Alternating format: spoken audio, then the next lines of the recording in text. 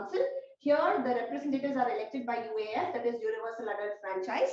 Means every member who have attended the age of 18 actually can, take part in election, and they are the one who are representing, means they are the one who are electing the representation in this house. Okay, this is the lower house. Just like Lok Sabha, it is the lower house in the state. And this is the upper house, like how we have Rajya Sabha, this is the upper house in the state.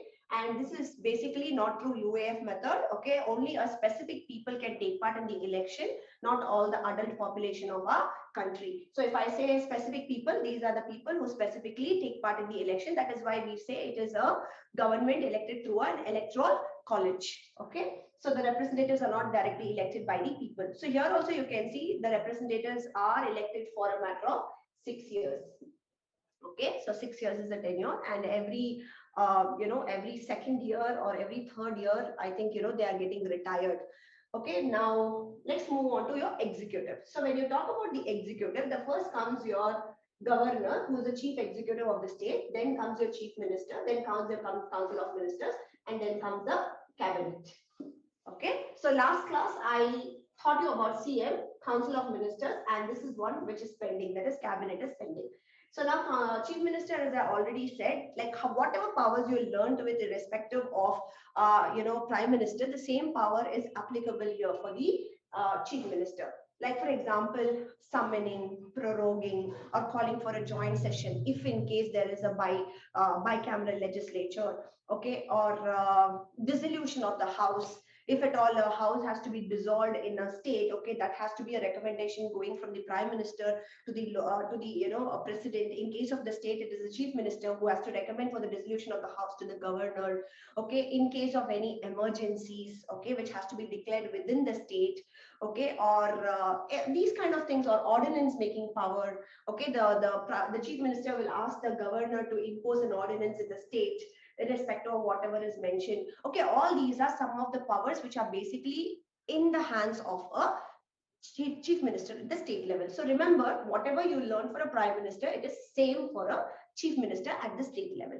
So there is no difference, there is no difference, there is no difference. Completely, there is no difference. So whatever you learn for prime minister, it is same applicable. So we started with learning about the sentences, right? We learned the types of sentences. We learned about what is a declarative sentence, what is an interrogative sentence, what is an exclamatory sentence, and what is an imperative sentence, right? Going further, we spoke about several other things.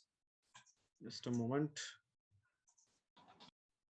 Then we went forward to understand the more detailed part of it. We understood that there is a declarative sentence which ends with a period, that is a full stop. And then we further went on to understand what is an interrogative sentence, that it ends with a question mark. And then we tried to understand the exclamatory sentence, which ends with a exclamation, which tells us that we're trying to exclaim something. We're trying to show a strong feeling. And then we went on to learn about an imperative sentence, which either ends with a period or an exclamatory mark. So these are the types of sentences, the most basic thing that we try to understand from the point of view of grammar. Then going further, we try to understand about what is the difference between subject and what is the difference between predicate. So subject versus predicate was our next topic. So subject is basically a noun or the starting of the sentence sometimes, and sometimes the end of the sentence. And there is a predicate that tries to tell us what exactly we are trying to do. For example, we have Mr. Smith took a walk. So Mr. Smith is a subject and took a walk is the predicate. And then we have the dentist, which becomes a subject, and pulled out a tooth becomes a predicate. So this is a complete sentence which is ending with a period or a full stop. So the dentist pulled out a tooth is a complete sentence. The dentist is a subject and pulled out a tooth is a predicate. Going further, again, some more examples. If you see the sentence, the manager has changed all of his staff recently. So the manager is a subject, has changed all of his staff recently becomes the predicate part of it.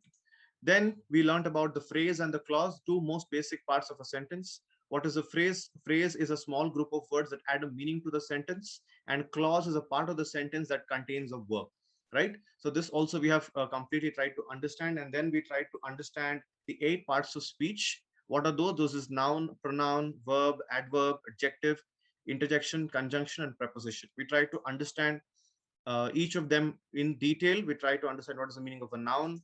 We went on to understand what is the noun pronoun agreement. We understood what is a pronoun used in word in place of a noun. And then we understood the verbs, right? We try to understand the various verbs are there. Like, for example, sharing, playing cards, and flying a kite, and these kind of things. And then we understood adverbs, which add or modify something to the verb. And then going further, we tried to understand prepositions. We understood what is a conjunction. We understood what is an interjection. And then we try to learn about the types of nouns. We learned that there are several types of nouns that we come across. For example, common noun, proper noun, abstract noun, concrete noun, countable, uncountable, compound, collection, singular, and plural. Then going further, we learned about adjectives, the type of adjectives: descriptive, quantitative, demonstrative, possessive, interrogative, and distributive. All of this we have completely discussed in the class. Then we learned about the articles. We learned there are three types of articles: a and the. And I understood the meaning of vowels and consonants, and there are several exceptions and the use of the articles, so on and so forth. And then we try to understand what is a definite article and what is an indefinite article.